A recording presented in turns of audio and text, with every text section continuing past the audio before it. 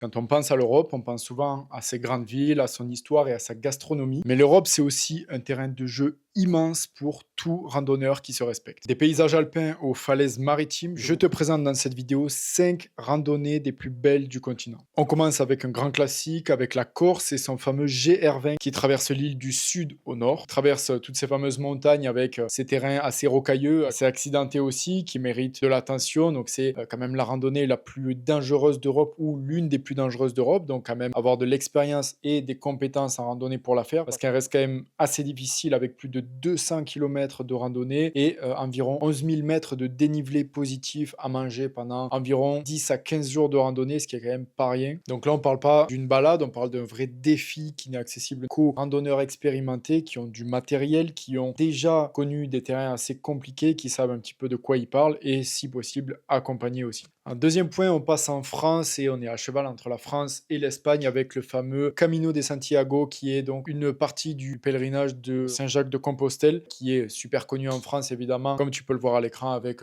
tous les tracés pour le faire jusqu'au point final en Espagne. Donc en effet, il y a plusieurs itinéraires pour se rendre sur place, mais le plus connu et celui dont on parle en tout cas dans cette vidéo, c'est le Camino Frances qui relie donc Saint-Jean-Pied-de-Port à Saint-Jacques-de-Compostelle avec des paysages évidemment magnifiques comme tu peux le voir sur ces images. Donc en dehors de l'aspect spirituel, si tu n'es pas chrétien, ça reste quand même un endroit historique, qui a un vrai marquage, une vraie histoire derrière, et aussi des paysages incroyables comme toutes les randos que je propose sur cette chaîne, et celui-ci n'y échappe pas parce que beaucoup d'endroits en tout cas par lesquels on passe dans cette randonnée sont soit des endroits très connus en randonnée, ou soit des endroits parfois un peu plus reculés, mais qui méritent aussi leur visite. En numéro 3, on a le Logavegur, alors j'espère que je le prononce bien, c'est dans l'un des plus beaux pays au monde selon moi en tout cas, c'est en Islande. C'est une randonnée qui fait environ 55 km, qui s'avale en plusieurs jours. Et vu que des images parlent mieux que des mots, voici des photos prises directement sur la randonnée qui sont incroyables. Donc tu vois vraiment des territoires typiques qu'on n'a pas du tout en France, visuellement parlant en tout cas, entre le relief, la couleur du relief, les volcans aussi qu'on peut apercevoir. On croise aussi quelques sources chaudes sur le trajet et des glaciers. Donc vraiment un endroit qui semble super intéressant à visiter. On retourne encore en France parce qu'on a des randonnées incroyables en France et j'étais obligé d'en parler une deuxième fois pour la fameuse route de Chamonix-Zermatt, donc qui fait le pont entre la France et la Suisse. Donc cette randonnée-là, elle a un itinéraire qui relie le Mont Blanc au Cervin. Donc là aussi, un petit peu d'expérience au passage, c'est quand même un avantage.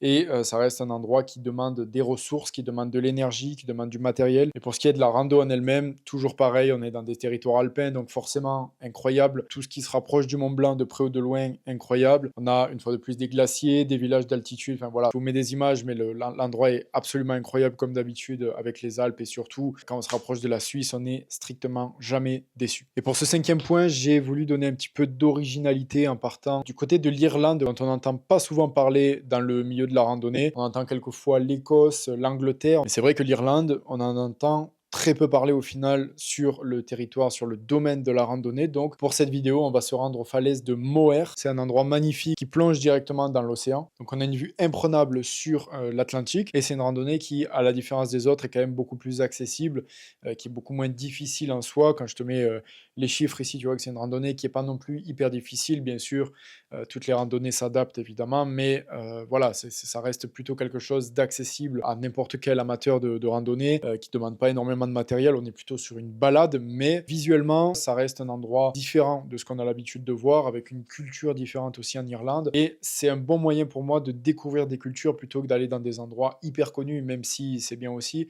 Mais des fois, se rendre dans des endroits plus reculés, plus atypiques et plus originaux, c'est un bon moyen de s'imprégner et de découvrir réellement l'endroit dans lequel on se rend. Donc comme je disais au début de cette vidéo, c'est vrai que l'Europe, c'est un terrain de jeu parfait pour les randonneurs, même si les autres continents sont super aussi pour ça et proposent de très belles choses, mais c'est vrai que on a cette chance en Europe d'avoir des pays assez proches et d'avoir des cultures qui, même si elles font partie d'un même continent, sont quand même assez différentes et assez marquées, proposent aussi des territoires et des visuels qui sont super beaux et super différents les uns des autres. On va retrouver des randonnées en Espagne qui n'auront strictement rien à voir avec des randonnées qu'on pourra avoir dans les Alpes ou dans l'Europe de l'Est ou comme dit plus tôt, comme l'Angleterre, l'Écosse, l'Irlande, etc. Donc évidemment qu'il y a plein d'autres endroits qu'on pourrait visiter en Europe, dont on pourrait parler dans d'autres vidéos éventuellement, mais voilà, pour cette vidéo, j'ai voulu m'arrêter sur celle-ci parce que j'en connais quelques-unes et elles sont assez réputées, elles sont assez belles et malgré ce, c'est pas les plus difficiles à part le GR20 bien sûr, mais voilà, ça reste des endroits entre guillemets accessibles en Europe. Et voilà, j'ai voulu en parler parce qu'elles sont connues, parce qu'elles méritent d'être connues si elles ne le sont pas,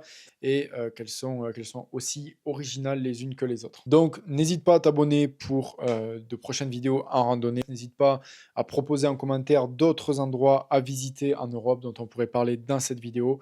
Et on se dit à bientôt pour une prochaine vidéo. Salut!